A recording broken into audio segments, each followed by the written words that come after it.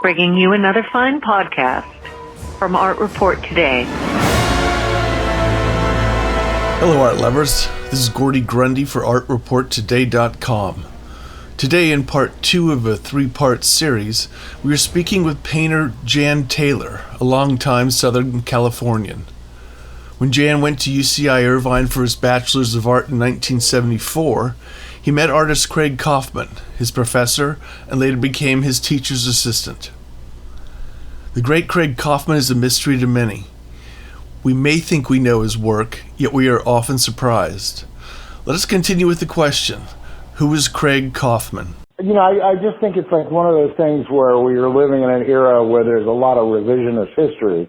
You know, the time that I spent with Craig, so beginning in about 1974 to about 1990, which I know intuitively or because I know, he didn't go back to plastics until after 2000. So there was almost 3 entire decades where he was just basically a painter's painter. Right? Not the light and space guy, but a painter. Right. And we don't think of Kauffman like that. So this is what's fascinating. Truly a painter before he's anything else, correct? I do. I think there are people that did light and space. Some of his work is really compelling. Some of the plastic stuff I won't marginalize because it is what it is, and some of it's brilliant. But from my point of view, for him to have stopped plastic and then started painting it took a lot of guts. Because he could have, like a lot of people, they just don't give it up. And those were popular works. They really are. If you haven't seen those paintings in person, you need to see them. And there's probably Frank Lloyd would accommodate that. I think he owns most of them. Right. Now, we're getting late in the 70s. You're still a teacher's assistant, I believe. And the 80s start to roll in. Can you tell us about that? The 80s, yeah, that. What was going on with Craig at the time? Oh, you had like people like Julian Schnabel just come, right to the forefront of art, and I don't think Craig liked that stuff very much. In fact, he'd always make the same statement every couple of years. He'd go, with his little Craig Kauffman voice, he'd go, every couple of years, new chuckerheads come down the pike, and you just got to deal with it. Right? And that was his opinion of, the Schnabel era, New York, figurative, heroic, giant things, right? And it seemed to me like at that point in time, he had returned to a stretcher bar format, and he was working on silk, and he had abandoned those constructed paintings in favor of something else at that point. No, but then he abruptly went to more of a figurative kind of thing, like those drawings on silk or those paintings on silk. Right. They were pretty traditional. Yeah, and the bulk of the 80s, that's what he would do is one show a year at Betty Asher's and then, just keep working. What else can you share with us about Craig Kauffman? His work, his personality, anything you feel that may be significant? He always worked. I mean, he was always a productive guy, but, it seemed like that work, to me at the time, it seemed like he wasn't really as committed to that work as he had been with the constructed things. I think he was pretty excited about those when he was doing them. I think he realized what they look like and how they were so incredibly different than anything that was going on at that time. And he was doing those down in Laguna, not Eagle Rock. He had inherited I don't know that he had it inherited yet. I think he and his sister shared a house down in Laguna. And then she did pass away. and he inherited the house, and her husband committed suicide. So it's kind of a rough patch for him. He was close to his sister, you know. And then I think he had gone through his, I want to say, third divorce. I don't know if it was 2 or 3, but that was to Caroline. I can't remember her last name, but she was the one that he did that one constructed painting and entitled it after her and her particular medical problem. He called that painting Caroline's Rickets. Wow. Right? And that's probably right. the best of the constructed paintings is that particular painting. It just has a weird presence. I'd love for those to get shown again sometime. I think that they will. I'm sure they will. I think Craig Kauffman is enough of an enigma that will constantly be returning back to him. In the mid-'80s, we had the big show at the Pompidou, which was significant in so many ways for light and space and Southern California artists. There was also a big show for Kauffman. Okay. I'm not sure. You mean where the piece fell off the wall and the Peter Alexander got damaged? Right. I mean, that had a big significant aspect on Kauffman's work, didn't it? Didn't he return to plastics after that? Yeah. Yeah. So what did happen at the Pompidou? Well, I'm not privy to the exact story. I was told that the preparators had not hung the work correctly, and it basically fell off the wall and it shattered and exploded. That's a problem. And then there was the issue of insurance, and apparently I think it was Butterfield or somebody like Butterfield that came in and said, well, you know, that was one of those lozenge paintings that he had shown back in the 60s. And I think they valued it at like $1 million. And I think that could have been, probably was, the motivation for him to reconsider plastics again. And at that time he started doing that, didn't he? Yeah, you can see those works. They're different than the ones from the 60s and the early 70s, but they're still signature Kauffman. You know, they're not as big and not as ambitious as the previous plastic work, but they're definitely, of that mold. Right. But the time that I spent with him, the 70s were the constructed paintings, and the end of the 70s was the silk paintings, and all through the 80s, all like silk paintings. Tell us more about the 80s with Craig Kauffman. I had gotten out of school, and I moved to downtown LA and got a studio, and was doing what you do at that point in your art career when you're a young painter, a relatively young painter. And Craig and I spent a lot of time hanging out during that time, from about 1980 to about 1990. And, I was over there every couple of days, and, I'd listen to him, and I would help him make things, or I'd make things for him, like stretcher bars or frames or whatever he wanted done, I would do, because, I needed money, and he would pay me for that. And then we'd go out to eat, and we'd go out to dinner, and we'd go out to lunch, and we'd go to shows together. I'd go shopping for cars, we were like buddies. Right. Right? And at that time in his career, like you've heard people refer to actors in Hollywood as like plumber actors, which means they work a lot, but they don't get any big roles. Yeah, that's kind of how Craig's career was. He had a show once a year, and he would get ready for that show, put it up, probably sell one piece, and that would be his year. And the rest of the time, he'd just work.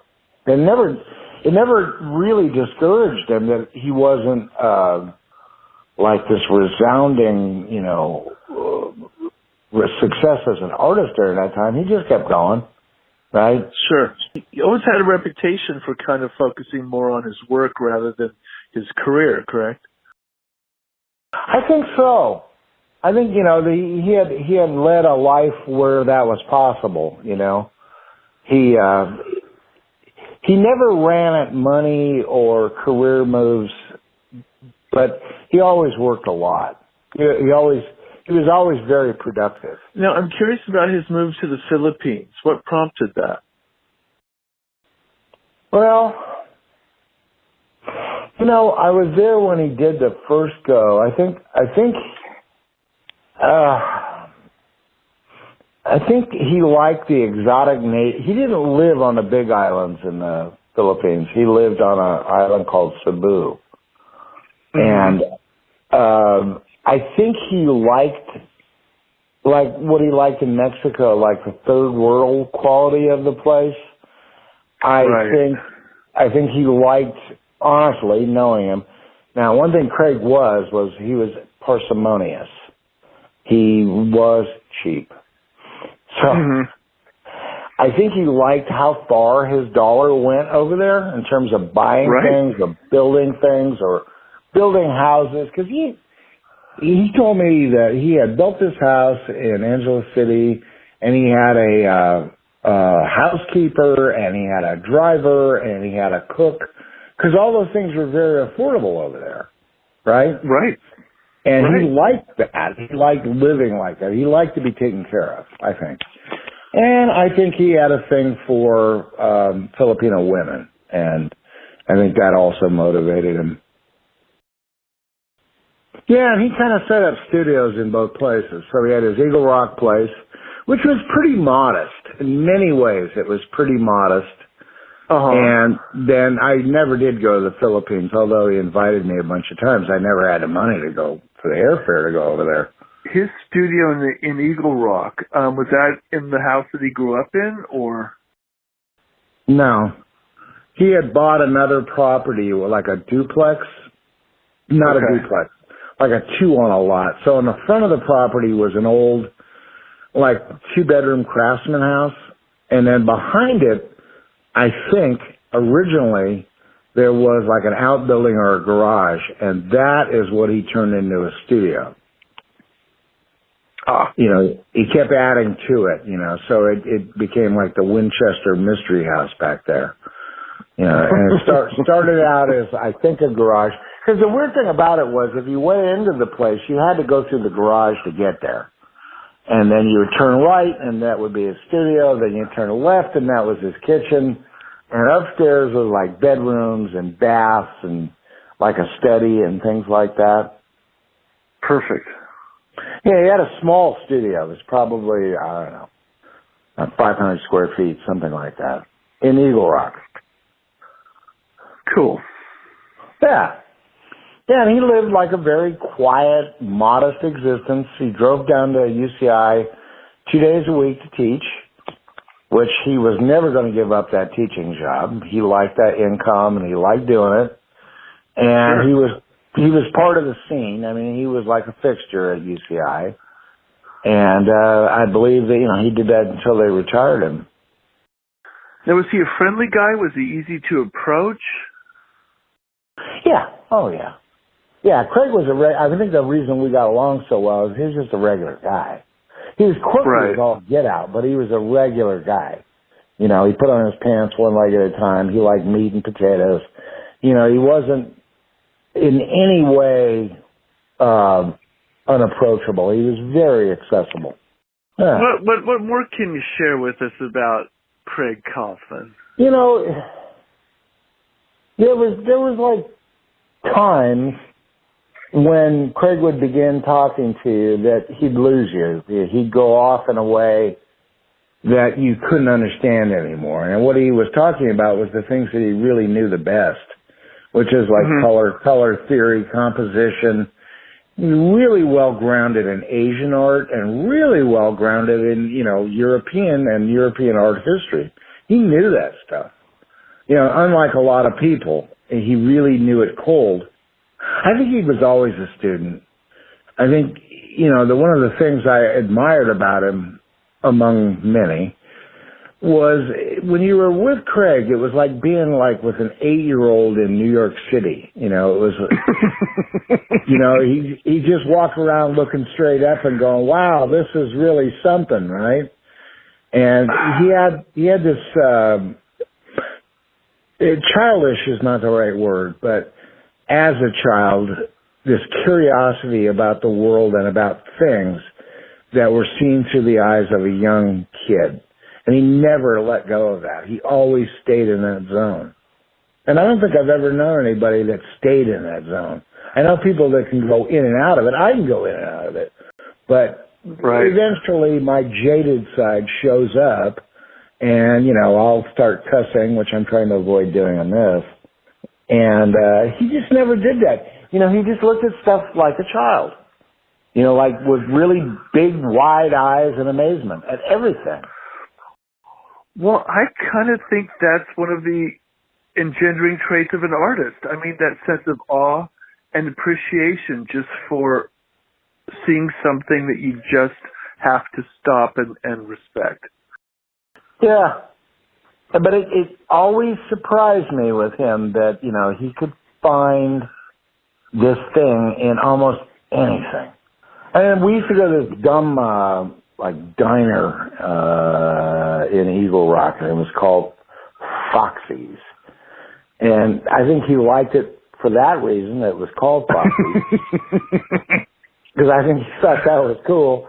But the selling feature for Foxy's for Craig, they got toasters on the table. Yeah, you know, we go out to eat, you know, and he'd have his little, he always kind of was a health nut.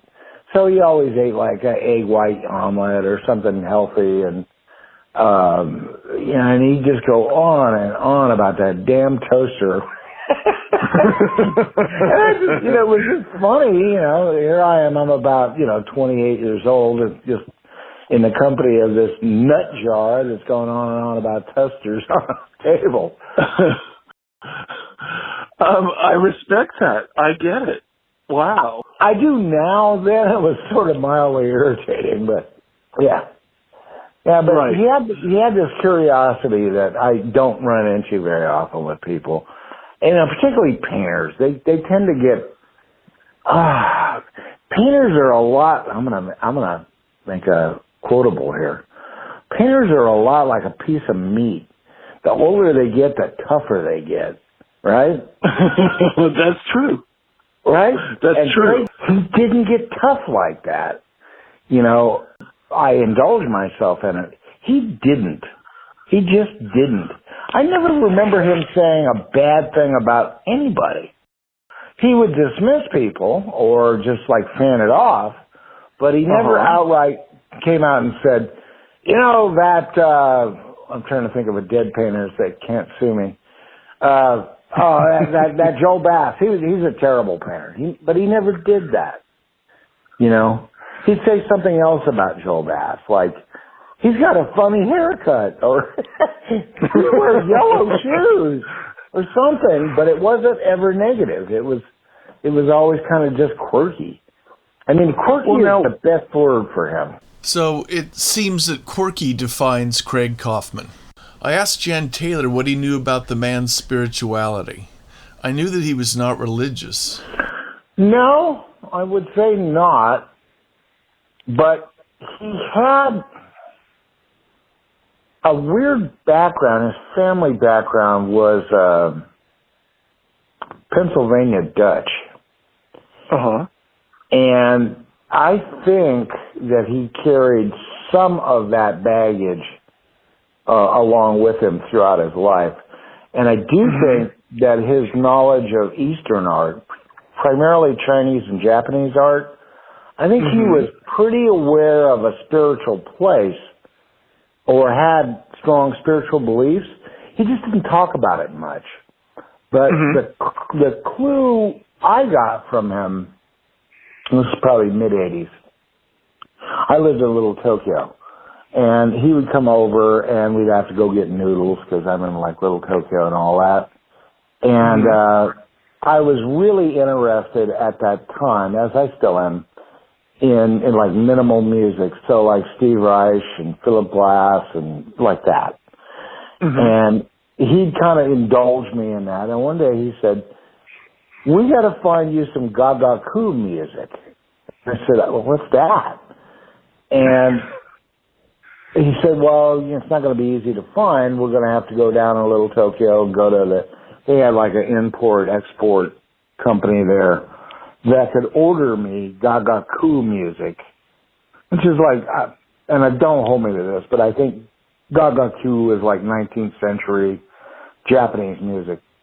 And so I went and bought what I could and listened to it, and it tied in perfectly to, the aesthetic that I was listening to at the time, which was Philip Glass, Terry Riley, Steve Reich, some of like Elliott Carter, some of the other American composers that were doing quote unquote minimal music at the time.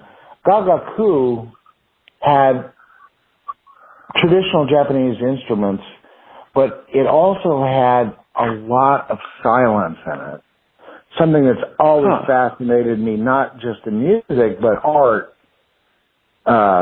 That punctuation, like I'm a big devotee of Arvo Pärt, the composer, and silence is his big tool. It's like the biggest brush in his palette is his silence.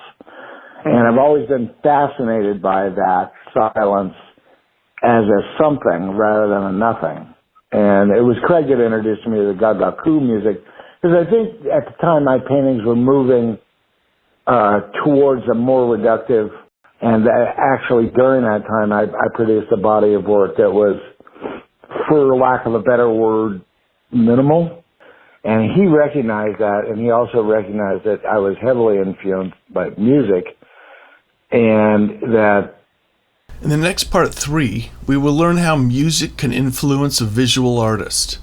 We also gain insight into Craig Kauffman's personality, demeanor, and spirituality. The artwork of Jan Taylor can be found at jantaylorpainter.com. This is Gordy Grundy for Art Report Today, the world's most comprehensive news platform for the arts and culture. artreporttoday.com. This has been a production of Art Report Today. Find your inspiration in the arts every day at artreporttoday.com.